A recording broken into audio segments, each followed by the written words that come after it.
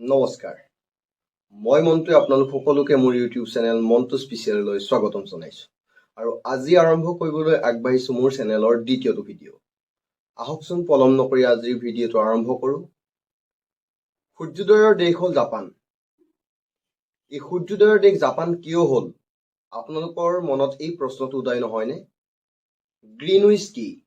নাইবা green wish মান সময় বা ভাৰতীয় সময়ৰ মাজৰ পাৰ্থক্য কি? এই প্ৰশ্নবোৰ আপোনালোকৰ যদি উদয় হৈছে তেনেহলে আপুনি স্কিপ নকৰাকৈ এই উত্তৰবোৰ জানিবলৈ আজিৰ ভিডিঅ'টো চাই থাকক।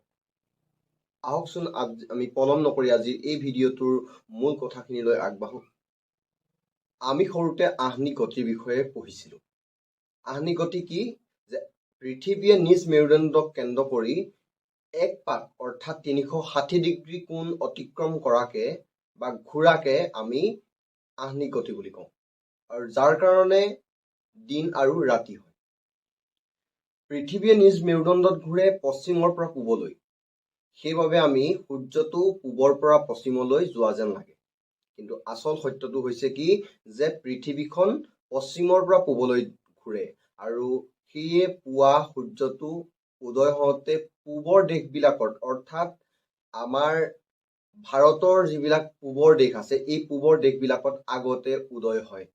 পৃথিৱীৰ স্থলভাগৰ পূবৰ দেশ হৈছে জাপান। সেই জাপানত প্ৰথমতে সূৰ্যৰ পোহৰ পৰে বা সূৰ্য উদয় হয়। সেয়ে জাপানক আমি সূৰ্যোদয়ৰ দেশ বুলি কওঁ। জাপানৰ সূৰ্যোদয়ৰ সময়, ভাৰতৰ সূৰ্যোদয়ৰ সময়, ইংলেণ্ডৰ সূৰ্যোদয়ৰ সময় আৰু আমেৰিকা যুক্তৰাষ্ট্ৰৰ সূৰ্যোদয়ৰ সময় একে নহয়। কিন্তু প্ৰতিখন ঠাইতে দুপৰীয়া 12 বজাতে হয়। কিয় হয়? ইয়াৰ কাৰণসমূহ আমি জানো আহক।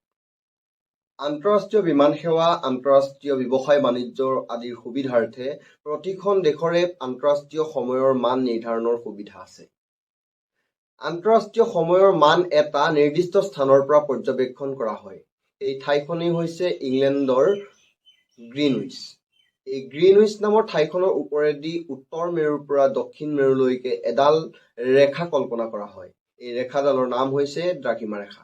এই দ্ৰাঘিমা ৰেখাডালকে মূল হিচাপে লৈ প্ৰতিখন ঠাইৰ কৌণিক দূৰত্বৰ সহায়ত আমি প্ৰতিখন ঠাইৰ অৱস্থান নিৰ্ণয় কৰিব পাৰোঁ। এই ৰেখাডালকে মূল হিচাপে লোৱাৰ বাবে ইয়াৰ কৌণিক দূৰত্ব অৰ্থাৎ দ্ৰাঘিমাংশ 0 ডিগ্ৰী। পৃথিৱীৰ প্ৰতিখন ঠাইৰ অৱস্থান চিনাক্তকৰণ আৰু সময় নিৰূপণৰ বাবে ইংলেণ্ডৰ গ্ৰীণউইচৰ ওপৰেদি কল্পনা কৰা দ্ৰাঘিমা ৰেখা 0 ডিগ্ৰী হিচাপে লৈ প্ৰতি 15 ডিগ্ৰীৰ আঁতৰে আঁতৰে এডাল দ্ৰাঘিমা ৰেখা কল্পনা কৰা হয়।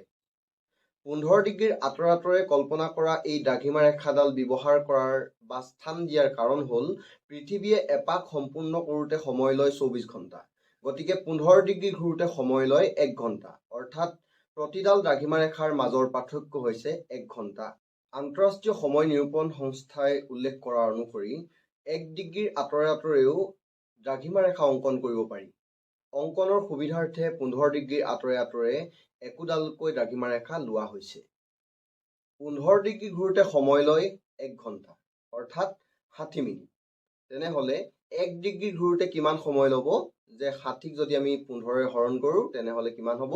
যে 4 মিনিট। অৰ্থাৎ প্ৰতি 1 ডিগ্ৰীৰ আঁতৰে আঁতৰে সময়ৰ পাৰ্থক্য হয় 4 মিনিট।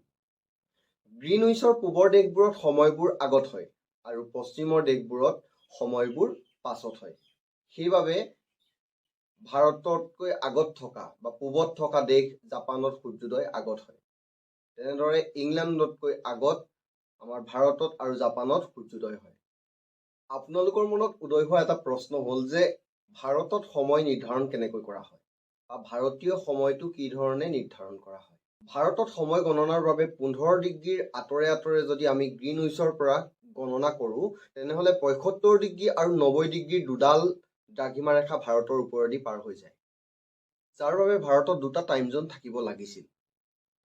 আমি এইখিনিতে জানি থোৱা ভাল যে এটা টাইম জোনৰ পৰা আনটো টাইম জোনৰ সময়ৰ পাৰ্থক্য হ'লহেঁতেন তেতিয়া 1 ঘণ্টা, তেতিয়া শুদ্ধ সময় নিৰূপণ হ'লহেঁতেন। কিন্তু ভাৰতৰ আভ্যন্তৰীণ সুবিধাৰ্থে 75 ডিগ্ৰী আৰু 90 ডিগ্ৰীৰ মাজত 82.30 মিনিট বা 82.5 ডিগ্ৰীৰ এডাল দ্ৰাঘিমা ৰেখা কল্পনা কৰা হৈছে। এই ৰেখাডাল গুজৰাটৰ এলাহাবাদৰ মিৰ্জাপুৰ নামৰ ঠাইখনৰ ওপৰেদি পাৰ হৈ গৈছে। এই ৰেখাডালকে মূল হিচাপে লৈ ভাৰতৰ সময় নিৰূপণ কৰা হয়। এই ৰেখাডালকে মূল হিচাপে লৈ ভাৰতৰ বিভিন্ন ঠাইৰ ইণ্ডিয়ান ষ্টেণ্ডাৰ্ড টাইম বা ভাৰতৰ মান সময় নিৰূপণ কৰা হয়। এতিয়া আপোনালোকৰ মনত উদয় হ'ব পৰা প্ৰশ্নটো হ'ল যে ভাৰতৰ সময় আৰু গ্ৰীণউইচৰ মাজৰ সময়ৰ মাজৰ পাৰ্থক্য কিমান? ইয়াত এটা আমি অংক কৰি চাওঁ।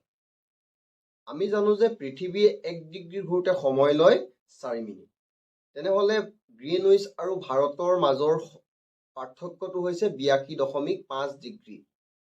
অৰ্থাৎ 82.5 ডিগ্ৰী ঘূৰোতে সময় কিমান লাগিব? 4 পূৰণ 82.5 ডিগ্ৰী অৰ্থাৎ 330 মিনিট বা 5 ঘণ্টা 30 মিনিট।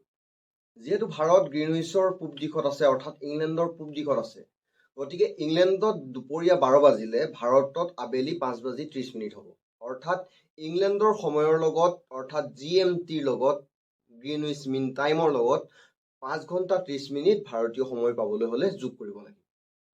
সেয়েহে IPLৰ খেল চলি থাকিলে ৰাতি 7:30 খেলখনৰ সময় 2 GMT দেখোঁ। আনহাতে উত্তৰ আমেৰিকা, দক্ষিণ আমেৰিকাৰ দেশবোৰ গ্ৰীণউইচৰ পশ্চিম দিশত হোৱাৰ বাবে আমি সময় গণনা কৰোঁতে গ্ৰীণউইচৰ সময়ৰ লগত তাৰ সময়ৰ পাৰ্থক্যটো বিয়োগ কৰা হয়। আমেৰিকা আৰু ইংলেণ্ডৰ মাজৰ সময়ৰ পাৰ্থক্য 5 ঘণ্টা। সেয়েহে ইংলেণ্ডত দুপৰীয়া 12 বাজিলে আমেৰিকাত পুৱা 7 বাজিব। আমি পৃথিৱীৰ কেইখনমান ঠাইৰ সময় একে সময়তে লক্ষ্য কৰোঁ আহক। ভাৰতত আবেলি 3:04 গ'লে জাপানত 6:34 যাব আৰু গ্ৰীণউইচত পুৱা 9:34। ভাৰত আৰু ইংলেণ্ডৰ সময়ৰ ব্যৱধান 5 ঘণ্টা 30 মিনিট যদিও কিছুমান বিশেষ সময়ত এই পৰিমাণ 4 ঘণ্টা 30 মিনিটলৈ হ্ৰাস পায়।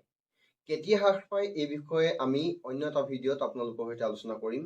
ভিডিঅ'টো যদি চাই ভাল পালে তেনেহ'লে লাইক, কমেণ্ট আৰু শ্বেয়াৰ কৰিবলৈ নাপাহৰিব।